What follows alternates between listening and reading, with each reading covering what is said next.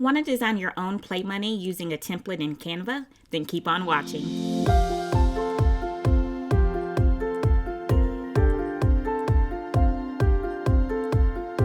Hey y'all, Victoria Cherie here with Pretty and Crafty, and we're going to jump right into how you can make your own personalized fake money or play money using our template.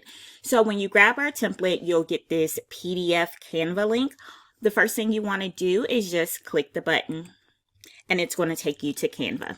All right, then what I would do, I would just click Use Template for New Design. That way you can always have the original, because if you click Edit Template, then you're editing the original, and you want to make sure that you're always able to go back to the original. So I'm just going to click Use Template for New Design. This is what it looks like when it's open, and I'm just going to go over each page because there are 3 separate pages. So page 1, this is going to allow you to add text and images only. So this is already colored. You don't have to change any colors. The only thing you would do for page 1 is add text, because you cannot change the color of the dollar bill itself. Just add text, add your images. Now looking at page 2, this is going to allow you to change the background color, add text and images. So page 1, you could not change the color.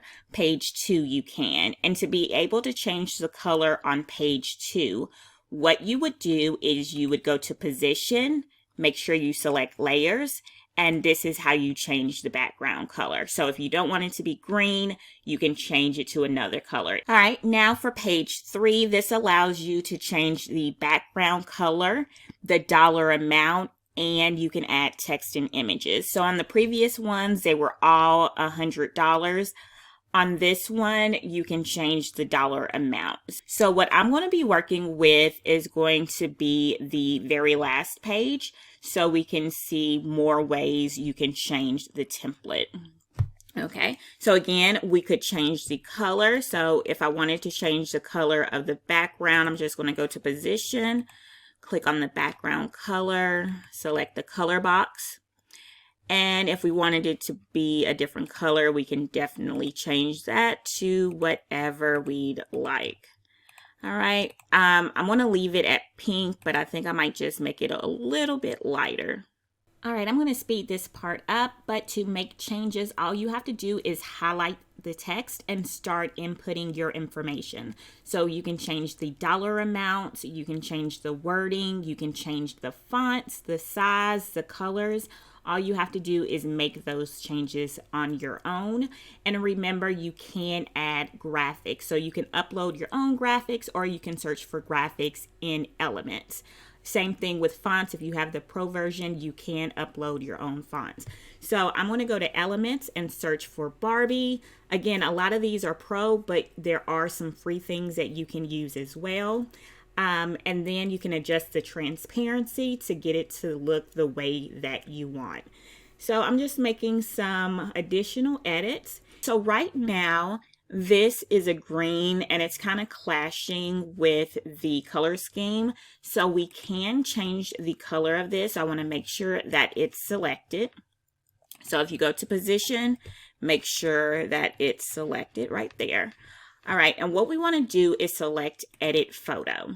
With Edit Photo selected, what we're going to do is hover over Effects, and we're going to hit that right arrow until we get to Duotone, and we're going to select that. And now we can kind of choose a type of hue for this design, and I'm going to select blush, and I think that would work perfectly, and we could make adjustments as well. But there are different options that you can choose from, and you can change them if you like, but just showing you the different options. Okay, and again, with me, I am selecting blush. All right, so that is pretty much it for the design part. The only other thing, if you wanted to add anything else, just some small effects, you could. Now we're going to create a print sheet. I'm going to show you 2 different ways to do this. So you're going to go to File, Create New Design, and then you're going to click on it. And then you're going to select Custom Size. and that's the size paper you're going to be printing on. So I'm printing on 8.5 by 11, so I just selected that. All right, now I'm going to go back to where I have my design and I want to download this. So I'm just going to download it as a PNG, but for select pages, I want to make sure that I only select page 3 because I don't want to download everything. And then I'm going to just hit download.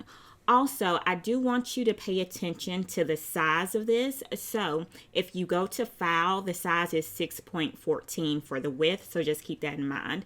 Okay, I'm going to go back to my print sheet file and I'm going to just click and drag over what I just downloaded. Okay, if you want to upload it, you can do that as well, but I just like clicking and dragging it over. And then once it appears, I'm going to make sure that I align everything together. I'm also going to change the size for the width. I'm going to set that to 6.14 and make sure everything is locked. And now I'm just going to fill the page. So I'm just going to duplicate my design and I can fit about 4 on this one print sheet. And once we get it lined up, we're ready to print. At this point, I am renaming this file because I cannot print directly from Canva. So I'm renaming it and then I'm going to download it. So I'm going to click share at the top right and select download. File type is PDF print and I'm going to select flatten PDF and then I'm going to click download. Wherever your downloads go, that's where you're going to go to open your file. Top right corner, I'm going to click my printer icon. And then I'm going to make sure that I select my correct printer. Your dialog system might look different from mine. Just remember when you scale it, you do it at default size. And I'm going to use this system dialog box, select my printer, and then I'm going to click on more settings because I'm using glossy paper. All right, once I select more settings, that's where I can make additional changes. So paper source is going to be in my rear paper feeder. My orientation is portrait. Paper type, I'm changing that to photo glossy. Color standard is the same. I'm going to select more options. Custom for color correction, then click advanced. Select color controls. Color mode is Adobe RGB. My gamma is 1.8. I'm going to hit OK again, and then I'm going to go ahead and print, and I'm going to make 2 copies. All right, once we do that, next I'm going to show you another way that you can do this while this is printing. And I do want to give you a quick tip. If you didn't want to download then upload again, you can add a rectangle for the background color. So right now, if we go back to the design, right now the background is what's giving us our color. So right here, this background is what's giving us our color. So if you want to just be able to copy and paste this, what we want to do is add a rectangle for the background color. So if you go to elements and just grab a rectangle, and we're just going to resize it.